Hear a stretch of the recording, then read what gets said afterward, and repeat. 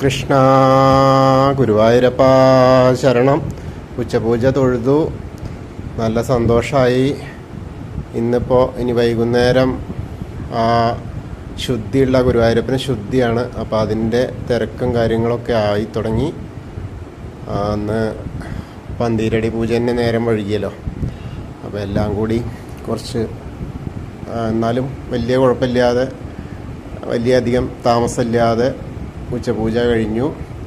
ഇന്ന് തന്ത്രി അദ്ദേഹം കൂടി ഉണ്ടായിരുന്നു.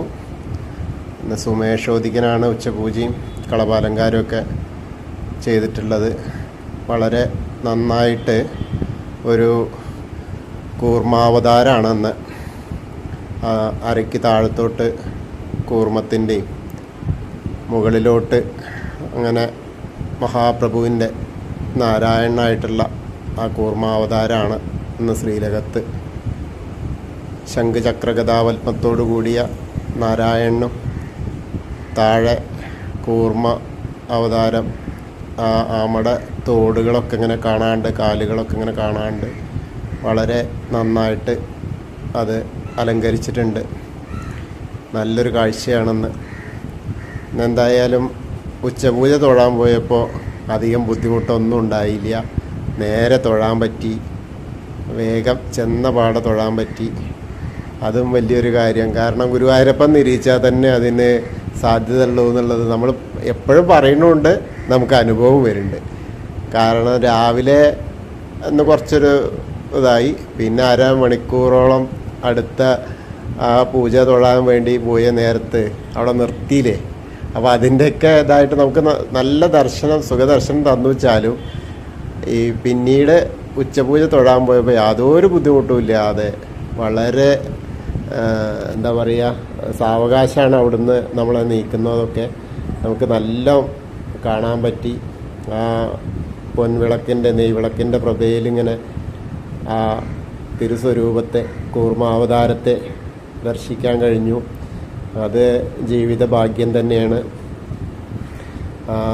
ഗുരുവായൂരപ്പൻ്റെ ആ ഒരു കടാക്ഷം കിട്ടാൻ അതൊരു ഭാഗ്യം തന്നെയാണ്.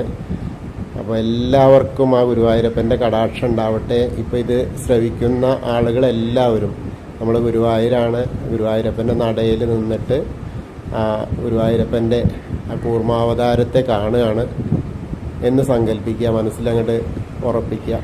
അപ്പോൾ ആ ഗുരുവായൂരാണ് നമ്മളെ മനസ്സ്. ആ ശ്രീലകത്തിൻ്റെ വാതിലാണ്, സോപാനപ്പടിയിൽ തന്നെ. അപ്പോൾ അത് നല്ലൊരു കാഴ്ചയായിട്ട് നിങ്ങളെല്ലാവരുടെയും മനസ്സിലേക്ക് എത്തട്ടെ. കാരണം മനസ്സിലാണ് ദൈവം ഇരിക്കുന്നത്, അല്ലാതെ ശരീരം കൊണ്ട് എത്തിയിട്ടില്ലെങ്കിലും മനസ്സിലുണ്ടായാൽ മതി.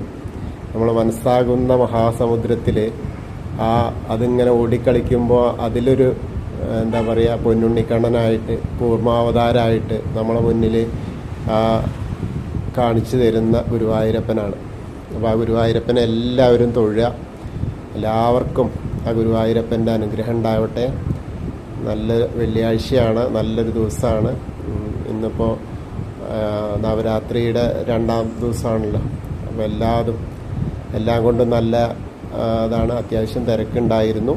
തിരക്കുണ്ടെങ്കിൽ കൂടി നമുക്ക് എന്താ പറയുക, എല്ലാ ഒരു ലെവലിലും, അതായത് തിരക്കുള്ള സമയത്തും തിരക്കില്ലായ്മയും നമ്മളെ കാണിച്ചു തന്നു.